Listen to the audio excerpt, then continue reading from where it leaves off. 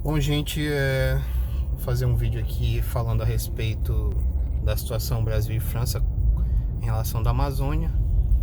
E no final vou fazer uns comentários, tá? Hoje é 27 de setembro, estou em São Luís do Maranhão, às 5h41 da tarde. Vamos lá ao texto. A Amazônia, a França e a ONU. Desde o início da expansão marítima, Portugal e Espanha protagonizaram a criação de colônias ao redor do globo. Portugal seguindo um modelo muito mais colonizador que explorador, e Espanha um pouco menos colonizador. Por conta dos meios tecnológicos do período, esses dois países deixaram expostas certas áreas florestais. A Amazônia, consequentemente. Hoje sabemos que é uma das áreas mais ricas do planeta, tanto em biodiversidade quanto em riquezas minerais.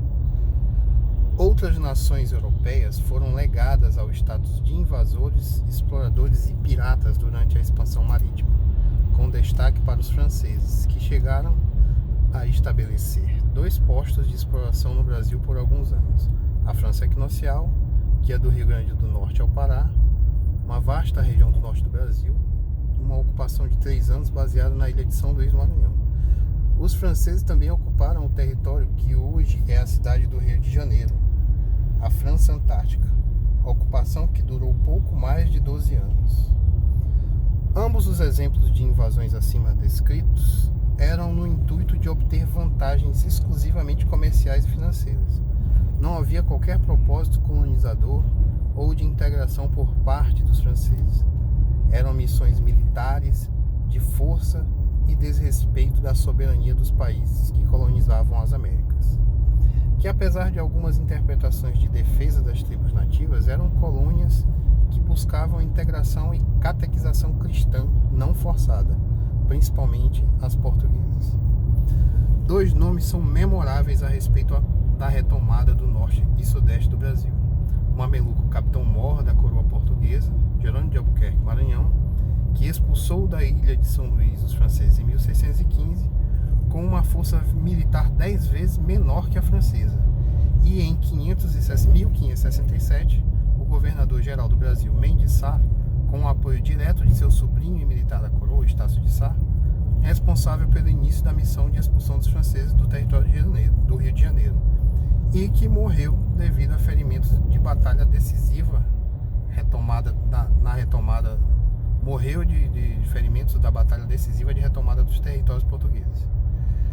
Hoje, o posicionamento do presidente francês, Emmanuel Macron, é semelhante ao do período colonial deste chefe de Estado francês. Não emana amor pelos povos nativos do Brasil, e nem mesmo pelos brasileiros mestiços genuinamente tão soberanos deste solo tupiniquim quanto os nativos puros que ainda resistem ao longo dos anos. O agravante desta realidade é que muitos brasileiros natos e nativos apoiam o ataque à soberania do país, principalmente as divisões revolucionárias, socialistas, comunistas e globalistas. Em especial, eu pontuo o atual governador do estado do Maranhão, que defende os interesses socialistas comunistas e é defensor das críticas e ataques do presidente francês. Bem, não é necessário dar atenção a histerias e infantilidades patrocinadas por grandes conglomerados econômicos estrangeiros. Mas é preciso pontuar, mais uma vez, um brasileiro nato, a exemplo de Jerônimo de Albuquerque, hoje vai ao combate pela defesa do norte do país.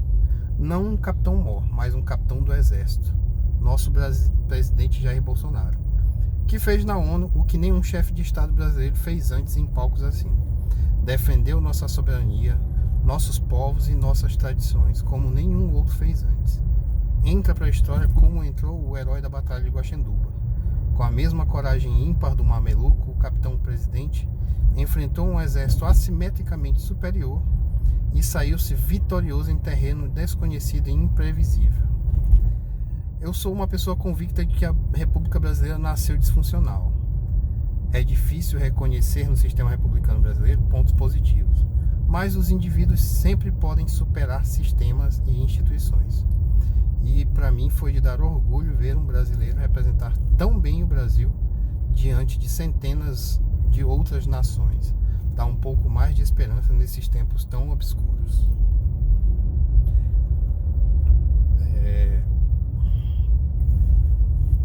A gente está gravando aqui, ó, Avenida Litorânea. E isso aqui é um legado que nem os portugueses ficaram.